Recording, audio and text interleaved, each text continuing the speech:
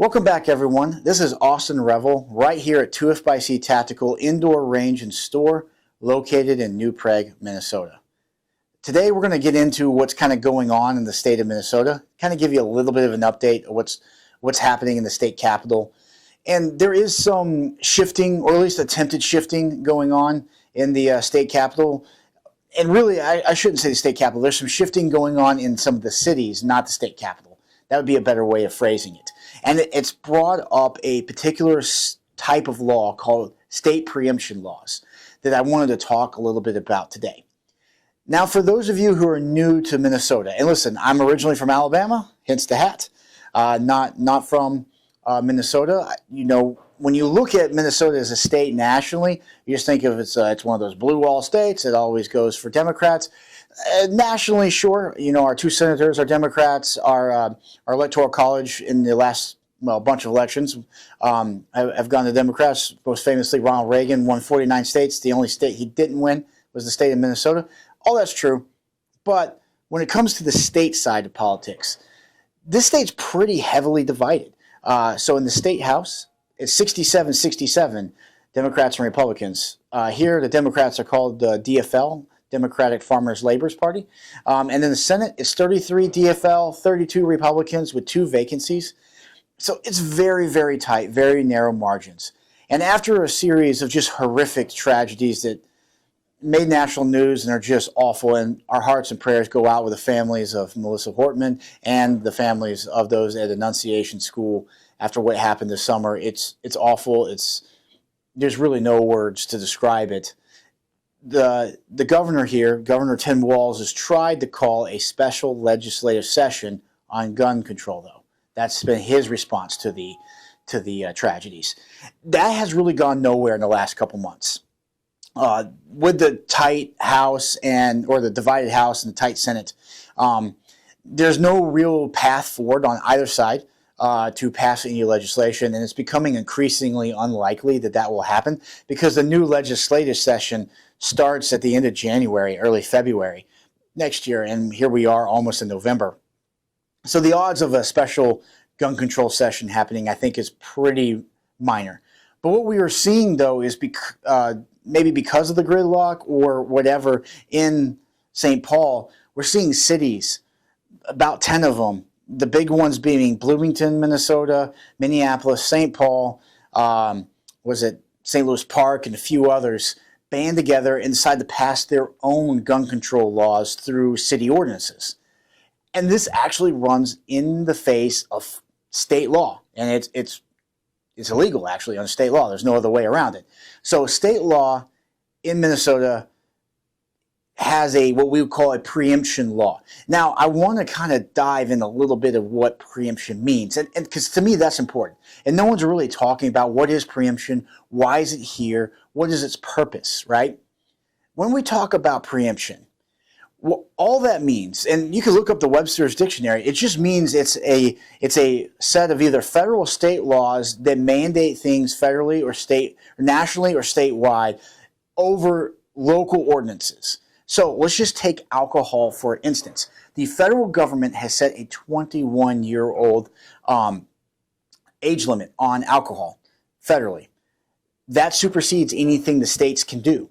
So if, say, Wisconsin wanted to lower the drinking age to 18, they could not do that because federal law trumps local laws. This is the same concept here in the state of Minnesota when it comes to tobacco. We have tobacco preemption laws. The state law on tobacco set the age at 21 to buy and sell tobacco products. Therefore, New Prague here couldn't create an ordinance to allow 16, 17, 18-year-olds to buy tobacco because that would fly in the face and be illegal under a state law. Firearms are no different. The reasoning for preemption laws is to protect us, the citizens. That's really what it's about. The people who craft this type of legislation doesn't want it so driving through, Duluth, run in afoul of the law because I just happened to be passing through Duluth because everything I did with my firearm was legal in New Prague, but Duluth thought differently. That's what they're trying to avoid. They're trying to create a uniform standard that you and I are all subject to, no matter if you're in Duluth, which is all the way in the north, or if you're down in Austin in the south of Minnesota. When it comes to these cities, they're trying to just pass ordinances regardless. Now, they've admitted that these ordinances are unenforceable and illegal under state law. So what is the purpose of that? The purpose of that is kind of up to the beholder. Not really going to get into this. It's not a political channel. There's several reasons it could be that they're doing this. But the ultimate goal, I do think, is to see if they could change the federal, or I should say the state preemption law. If they could get Governor Walz and the legislature to remove the preemption standard, then all of a sudden these laws do go into effect. So what are they trying to pass?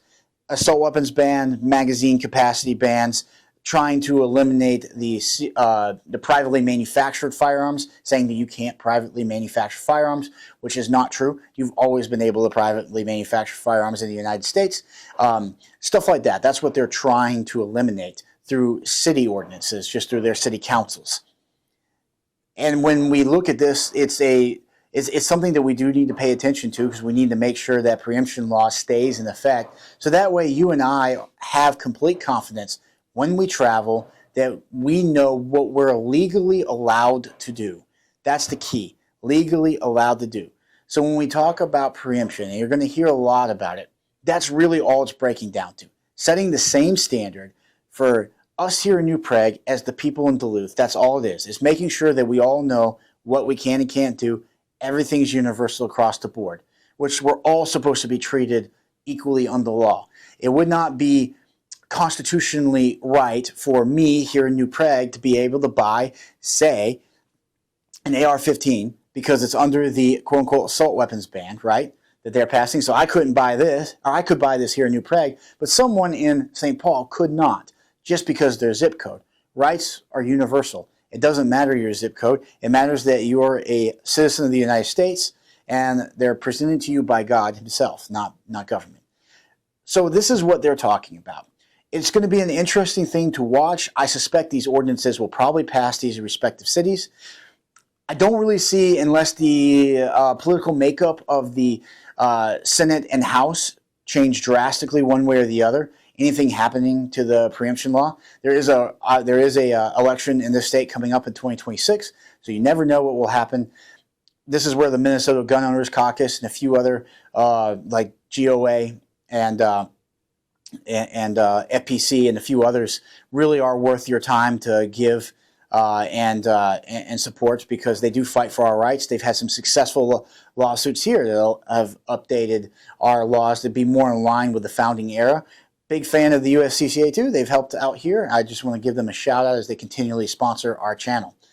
But till next time, I just kind of want to give you a brief update of what is preemption and why it matters. I do hope you liked the video. Like, comment, and subscribe. Until next time.